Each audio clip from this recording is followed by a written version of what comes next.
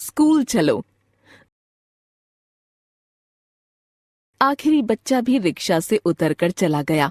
भरतू की ड्यूटी खत्म हो गई थी, लेकिन अभी पूरी तरह नहीं। साइकिल रिक्शा की सीट से उतरकर उसने पीछे झांका तो अंदर किताब पड़ी दिखाई दी। अंदर का मतलब रिक्शा के पीछे एक कैबिन जुड़ा हुआ है। उसमें छोटे बच्चे बैठते हैं। उनके बस्ते हुकों के सहारे कैबिन के सब तरफ लटके रहते हैं। भरतू ने बड़बड़ाते हुए किताब उठा ली और उलट पलट कर देखने लगा। हर रोज ऐसा ही होता है, कोई ना कोई बच्चा कुछ न कुछ भूल जाता है। कभी रूमाल तो कभी पानी की बोतल या फिर किसी की कैप रह जाती है। वह जब भी किसी किताब को हाथ में उठाता है तो मन में एक चिढ़ होती है अपने लिए। आखिर वह अनपढ़ क्यों रह गया?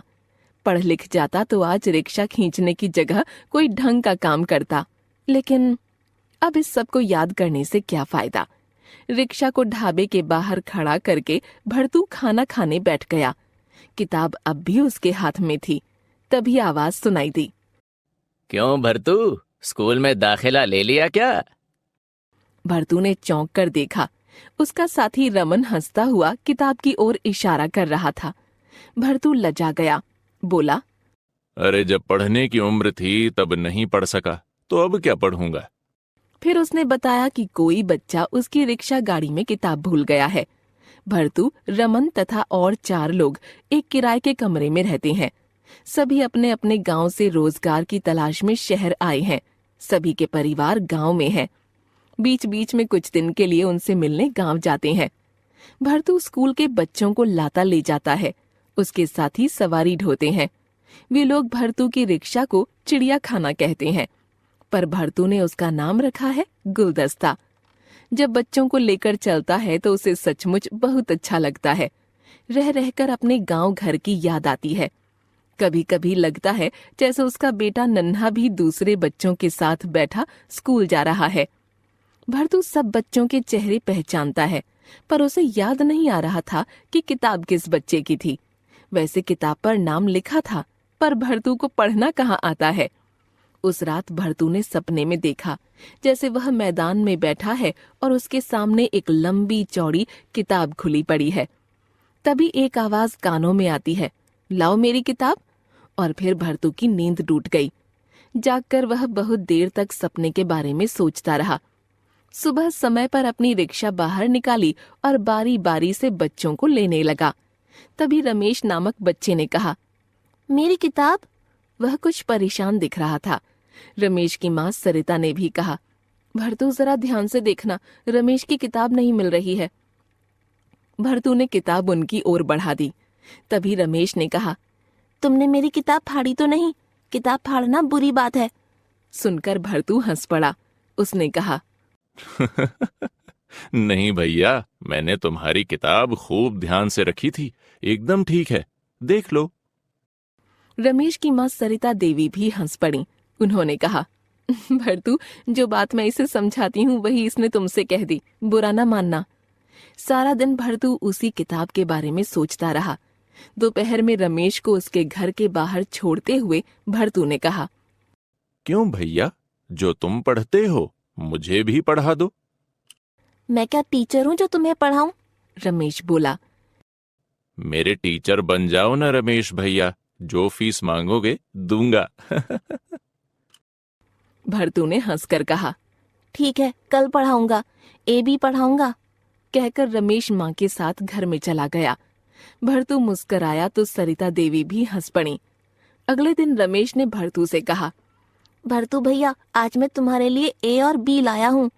और बस्ते से निकालकर एक सेब और गेंद भरतू के हाथ में थमा दिए। भरतू कुछ पूछता इससे पहले रमेश ने कहा, देखो, ए से एप्पल यानी सेब और बी से बॉल यानी गेंद। अब आज इतना ही पढ़ो, ए से एप्पल, बी से बॉल। भरतू ने कहा, रमेश भैया, क्या रोज ऐसे ही पढ़ाओगे? रमेश ने कहा, हाँ, और माँ के साथ घर में दौड़ गया। भरतू सेब और गेंद को हाथ में लिए खड़ा रह गया। उसने सोचा कल दोनों चीजें वापस कर देगा। उस रात देर तक ए और बी से खेलते रहे भरतू और उसके साथी। उनके बीच देर तक गेंद और सेब इधर से उधर उछलते रहे। कमरे में हंसी गूंजती रही। शायद इससे पहले ये लोग इतना कभी नहीं हंसे थे। भरतू के साथ ही पूछते रहे। भरतू, कल अपने मास्टर जी से क्या पढ़ेगा?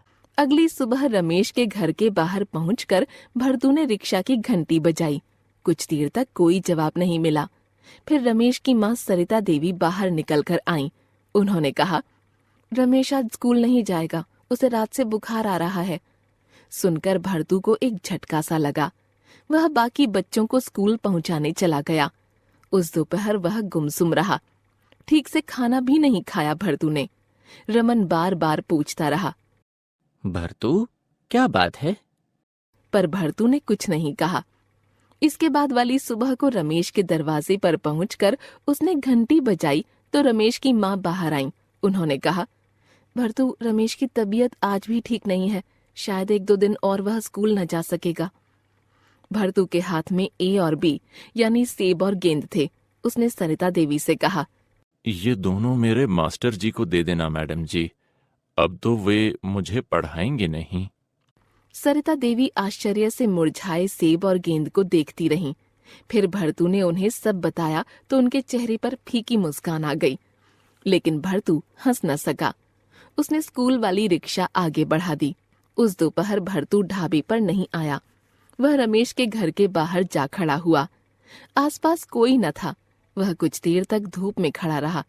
फिर झिझकते हुए दरवाजे पर लगी घंटी बजा दी। कुछ पल ऐसे ही बीत गए। उसे दोबारा घंटी बजाना ठीक न लगा। न जाने रमेश की माँ क्या सोचने लगे।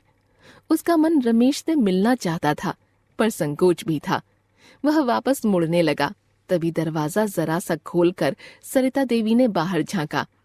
भरतू को देखकर वह चौंक पड़ी। उन्होंने कहा, भरतू, तुम इस समय कैसे? क्या चाहिए? भरतू सकपका गया। हकलाता सा बोला, जी मैंने सोचा अपने मास्टर जी को देख लूं, उनकी तबीयत कैसी है? मास्टर जी शब्द पर सरिता देवी हंस पड़ी। उन्होंने कहा, भरतू, तुम्हारे मास्टर जी की तबीयत अब ठीक है। आओ अंदर आ जाओ, धूप में क्यों खड़े हो? यह कहकर उन्होंने दरवाजा पूरा खोल दिया। भरतू को लग रहा था इस समय आना शायद ठीक नहीं रहा, पर अब वापस नहीं लौटा जा सकता था। वह झिझकते कदमों से अंदर घुस गया। आओ भरतू, यहाँ आओ, कहते हुए सरिता देवी ने एक कमरे में आने का इशारा किया और फिर उसमें चली गईं। भरतू ने कहा, मैडम जी, अब आपने बता दिया ना कि हमारे मास्टर जी ठीक हैं। बस अब जाता हूं, आप तकलीफ न करें। नहीं नहीं, तकलीफ कैसी? तुम अपने मास्टर जी से मिलने आए हो तो क्या बिना मिले चले जाओगे? आ जाओ, इतना घबरा क्यों रहे हो? भरतू ने देखा रमेश पलंग पर बैठा था। भरतू को देखते ही उसके होठों पर मुस्कान आ गई। बोला, भरतू भैया तुम? कैसे हो मास्टर जी? कहते कहते भरतू हंस पड़ा। उसने देखा सेब और गेंद पलंग पर रमेश के पास रखे थे। मैं ठीक हूँ, रमेश ने कहा।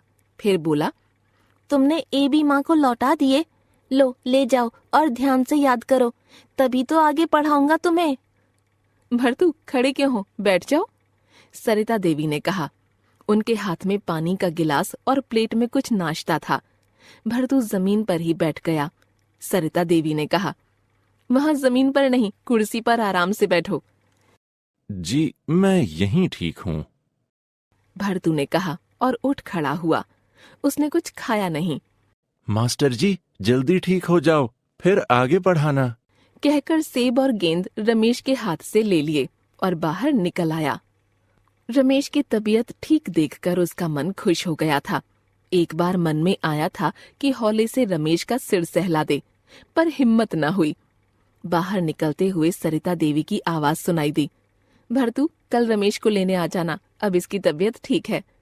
अगली सुबह रमेश माँ के साथ घर से बाहर खड़ा मिला। भरतू से नजरें मिलते ही रमेश और उसकी माँ मुस्करा दिए। भरतू भी हंस दिया। दोपहर को रमेश को घर छोड़ने आया तो सरिता देवी ने कहा, भरतू, शाम को 5 बजे आना। आ सकोगे? बहुत काम तो नहीं रहता? जी आ जाऊंगा, भरतू ने कहा और ढाबे पर जा बैठा। मन प्रसन्न था। रमन ने पुकारा, क्यों भरतू, पढ़ाई कैसी चल रही है? बहुत बढ़िया। भरतू ने कहा और हंस दिया। भरतू 5 बजे रमेश के घर के बाहर पहुंच गया। कुछ देर बिना घंटी बजाए सोच में डूबा खड़ा रहा। मन में कुछ डर था, न जाने रमेश की माँ ने क्यों बुलाया है। कुछ देर बाद उसने घंटी बजा दी। दरवाजा रमेश ने खोला। उसे देखते ही हंस पड़ा। बोला, आओ भरतू, जब घंटी बजी तो माँ ने कहा देखो भरतू आया होगा, आओ अंदर चलो। कहकर रमेश ने भरतू का हाथ पकड़ लिया और उसी कमरे में ले गया। सरिता देवी कुर्सी पर बैठी थीं। उन्होंने कहा, भरतू यहाँ बैठो। रमेश बता रहा था तुम पढ़ना चाहते हो। अगर ऐसा है तो बहुत अच्छी बात है। भरतू लजा गया। बोला, मैडम जी, वह तो मैंने यूं ही मजाक में कह दिया था। भला अब क्या पढ़ूंगा मैं? हाँ, गांव के स्कूल में मेरा बेटा नन्हा जरूर पढ़ता है। भरतू तुम्हारे घर में कौन कौन है? सरिता देवी ने पूछा। और भरतू उन्हें अपने गांव घर की बातें बताने लगा। न जाने क्या क्या बता गया। फिर एकाएक रुक गया। बोला, माफ करना मैडम जी, मैं तो यूं ही बकवास कर रहा था। भला ये भी कोई बताने की बातें हैं? अरे नहीं नहीं, मुझे तो तुम्हारी बातें सुनकर बहुत अच्छा लगा। और बताओ, असल में मैं तो कभी गांव गई नहीं। वहाँ लोग कैसे रहते हैं, क्या करते हैं, उन्हें कैसी परेशानियां उठानी पड़ती हैं, ये सब कभी कभी किताबों से पता चलता है या फिल्मों से। भरतू उठने को हुआ, पर सरिता देवी ने रोक लिया। बोली, मैंने जिस बात के लिए बुलाया था वह तो अभी कही ही नहीं। तुम पढ़ना चाहते हो, सुनकर मुझे अच्छा लगा। रमेश के पापा को भी पसंद आई यह बात। मैडम जी, वह तो मैंने ऐसे ही हंसी में कह दी थी। भरतू ने संकोच से कहा, नहीं, इसमें संकोच कैसा? अगर तुम चाहो तो शाम को 5 बजे रोज आ सकते हो। मैं पढ़ाऊंगी तुम्हें। शादी से पहले मैं बच्चों को पढ़ाया करती थी। अब भी मन करता है कोई ऐसा काम करने का। पर भरतू तो बड़ा है माँ, रमेश ने कहा। पहले बच्चों को पढ़ाती थी तो अब बड़ों को पढ़ाऊंगी। भरतू से ही शुरू होगा मेरा स्कूल। कहकर सरिता देवी हंस दी। जी, आप रहने दें, अब पढ़कर क्या होगा? मेरा काम तो चल ही रहा है, और फिर फीस कहाँ से दे सकता हूँ? भरतू ने कहा, भरतू, मैं तुम्हें पढ़ाऊंगी और तुम मुझे अपने गांव के बारे में बताओगे। वहाँ के लोग, खेत, जंगल, पहाड़, वहाँ के परिंदे। मुझे ये सब बातें कहाँ पता है अभी। वही होगी तुम्हारी फीस। सरिता हंसकर बोली। भरतू नमस्ते करके उठ खड़ा हुआ। तो क्या मुझे आप सचमुच पढ़ाएंगी? उसे अपने कानों पर विश्वास नहीं हो रहा था। हाँ भरतू, मैं सच कह रही हूँ। जिस दिन मुझे कोई काम होगा तो मैं तुम्हें बता दूंगी, जब तुम रमेश को छोड़ने आओगे। बाहर निकलने से पहले रमेश के सिर पर हाथ रखने से खुद को नहीं रोक पाया भरतू। ऐसा करते समय उसकी आंखें भीग गईं।